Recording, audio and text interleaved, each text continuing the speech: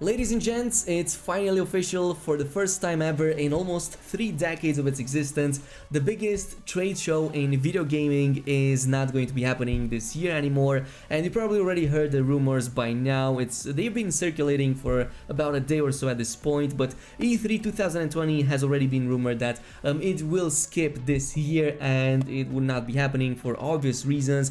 Well, apparently this has also been officially confirmed by none other than the Entertainment Software Association, aka ESA, or the organizers behind the E3 Expo every year. So this has now been officially confirmed. It's kind of sad news, but it's not all bad news because there's still something planned for June 2020 and there's still some announcements that are going to be happening at that time. So yeah, the physical event is going to skip this year, but there's still going to be online stuff to cover that, at least in part. But the other piece of news that I do want to cover in this video as well is the fact that Warner Brothers Games apparently would have made an appearance at this year's E3 press conference, according to Jason Schreier right here, and none other than the new Batman game would have been shown apparently, as well as the new Harry Potter game that has been leaked for quite some time at this point. But really big news, let's jump into it, and as always, if you enjoyed this video, a thumbs up would be super appreciated. Let's start with the E3 announcement right here that you can both find on the main E3 page as well as on their main Twitter account. But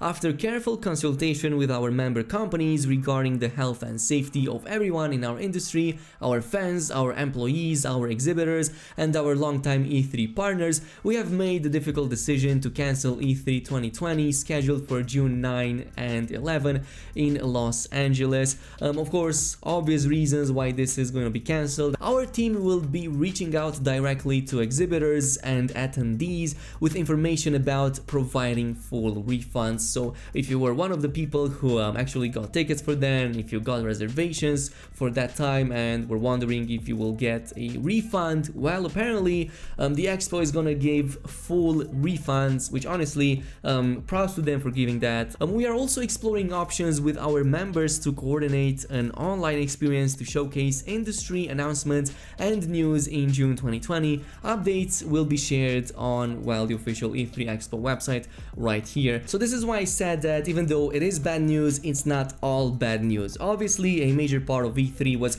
actually making the connection within the industry. If you were, for example, somebody covering the event, if you were an indie developer or even a big company, you could have made the connections over there and get involved with people in the industry. But for everybody else who's not involved in these kinds of situations, like regular gamers like me and you who don't even get to participate there, this isn't going to affect you too much. Most of the companies, in fact, are going to have all the interest in the world to stream their own events and bring this online. This already happened in previous E3 events anyways, so like most of the news, you would get them through online format, through streaming services, through online presentations, through online trailers. So this, for most of the people, will not change too much. For everybody else who would get involved in the industry, yes, this is going to suck, and most probably quite a number of people and quite a number of companies might have to suffer from canceling this event.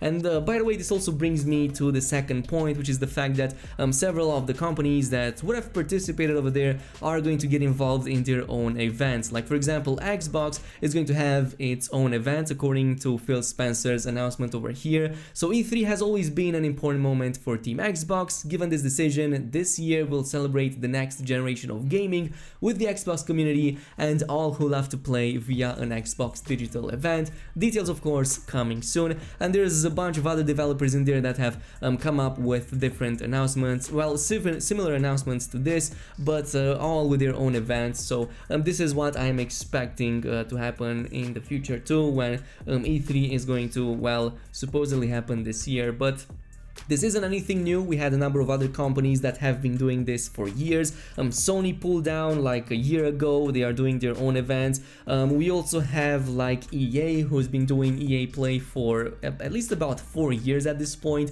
So since 2016, they've been doing their own shows, and pretty much this is the standard now. I think that eventually E3 would have broken down anyway, since more and more companies pulled out in the past few years, and even more so in the past few months. front. So eventually this might have just, you know, closed the lid entirely and kind of rushed the things that would have naturally happened anyway. Anyway, on a final note, we also have the news about Warner Brothers Games. I'm also having a press conference, or well, having planned a press conference at this year's E3. Obviously, that's gonna change in one way or another. Maybe they're going to also focus on their own streaming stuff. So hopefully that's still going to happen, because there are some very interesting titles over here that I really want to find out more about, especially since they have been teased for quite some time at this point. And we of course have the Harry Potter game by Avalanche Studios that has been leaked ever since 2018 basically, and we also have Rocksteady Studios' new Batman game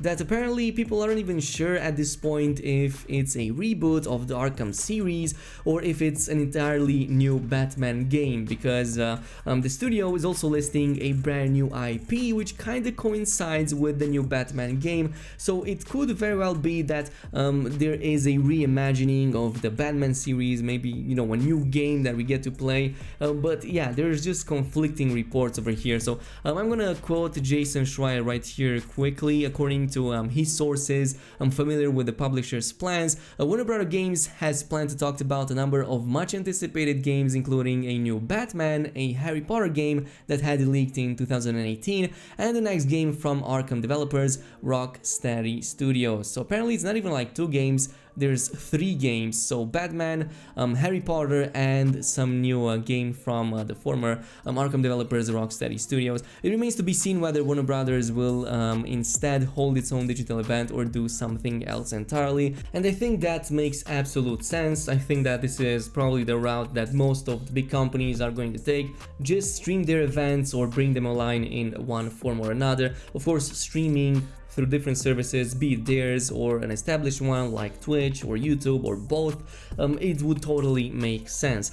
As far as the rumors about the new Batman game, we had them for a while now, and we already also had Warner Brothers Montreal kinda teasing us a little bit with a few images here and there that eventually were made up and put together, and it brought up this, basically the GCPD logo apparently, that also mentions something about taking down the Batman. So I'm really curious to see exactly what this means and where it leads us. We really need an announcement really soon, and hopefully it's not gonna be too late.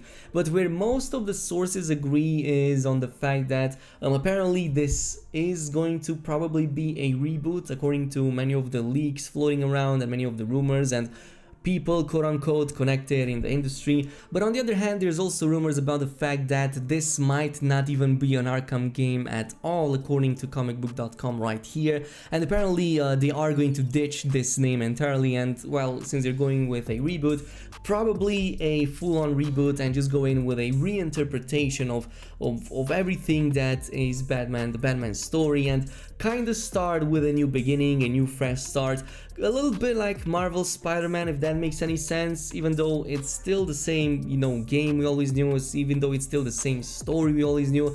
It's reimagined, reinterpreted, kind of like a parallel universe, but not really. So I could see them going on with this route, especially with the conclusion in the last Arkham game. So I would definitely see them doing something like this, because, well, I'm not gonna spoil anything. Maybe there's people out there who still care about this after so many years, but the way the last game in the Arkham series ended kind of doesn't leave room of anything else other than you know, just going back, rebooting, or, you know, just coming up with a different story, if continuing with Bruce Wayne is what we want to do.